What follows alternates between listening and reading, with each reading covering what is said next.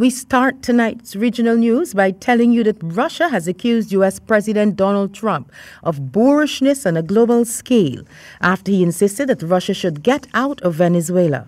Mr. Trump made the remarks after the reported deployment of Russian troops and equipment to Venezuela.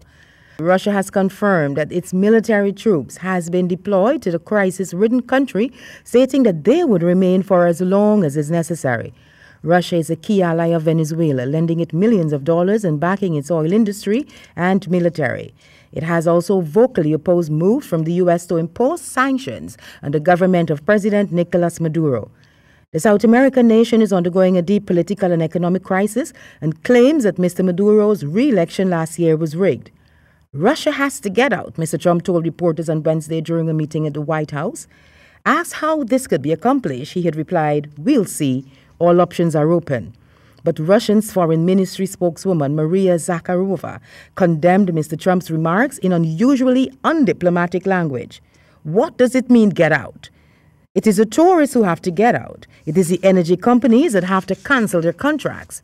What does it mean to get out? She said in remarks quoted by the RIA Novosti news agency. To tell Russia to get out of Venezuela is going completely over the top. This is total boorishness on a global scale. They are present in many countries of the world. Nobody tells them where they can be and where they can't be, she said of the U.S. She added that there was no legal, let alone moral grounds for Mr. Trump's demand. Russian military planes landed at Venezuela's main airport on Saturday, reportedly carrying dozens of troops and large amounts of equipment. The planes were sent to fulfill technical military contracts, according to Russia's Sputnik news agency. We turn now to news out of Jamaica. The murder toll in western Jamaica continues to climb, with at least 7 persons killed in St. James and 1 in Trelawney in the 3 days leading up to yesterday. National Security Minister Dr. Horace Chang has described the situation as a disease for which the security forces will need to find an effective remedy. Since the start of the year, at least 39 persons have been murdered in St. James.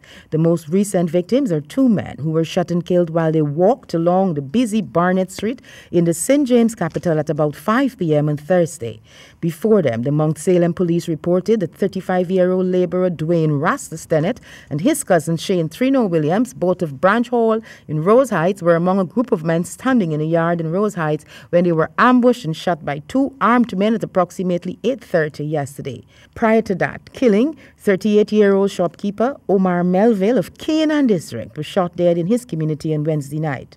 Ryan Bagjuice Martin, 20 of retirement, and 50-year-old Ubi Daly of Orange were also shot and killed. The National Security Minister yesterday said that a proposal is to be brought before Parliament shortly to get support for crime-fighting measures similar to the recently ended state of public emergency to tackle the situation. We tell you now that Venezuelan nationals who fled to Trinidad and Tobago to escape the social upheaval in their home country are working for below the minimum wage, with many being discriminated against and emotionally abused by local employers. This is according to Independent Senator Dr. Varma Diyal Singh, who said the time has come for the authorities to provide fair wages and a safe working environment for migrants who have legally gone through the immigration process. Diyal Singh said that in this country there is no specific legislature that ensure migrants are paid the standard current minimum wage of $15 an hour. He said Venezuelan nationals are often exploited and paid less than locals, with some working for less than $100 per day. A local laborer works for an average of $300 a day. Diyal Singh said that some Venezuelan nationals are also exploited when renting, with property owners inflating the rental cost. He's calling for a system to be put in place to prevent refugees from being paid less than the minimum wage and for there to be strict enforcement and penalties against those who do not comply with the recommended policies. And finally, in Trinidad, Police Inspector Christopher Fuentes appeared in the Sangre Grande Magistrates Court on Thursday, charged with abduction, false imprisonment, and 3 sexual offenses against a 16-year-old mother. Fuentes, 55, was granted $500,000 bail to cover all the charges. The policeman's colleague, Acting Corporal Dindial Joseph, also appeared in court charged with sexual touching. He was granted $80,000 bail. They appeared before Magistrate Brahmanan Dubé and the cases were postponed to September 11. The 16-year-old girl was also charged with larceny of Fuentes' police-issued pistol loaded with 14 rounds of ammunition, wallet, and gold chain. She was taken before the case, and her case was postponed to April 8. The offences were alleged to have been committed on March 15th.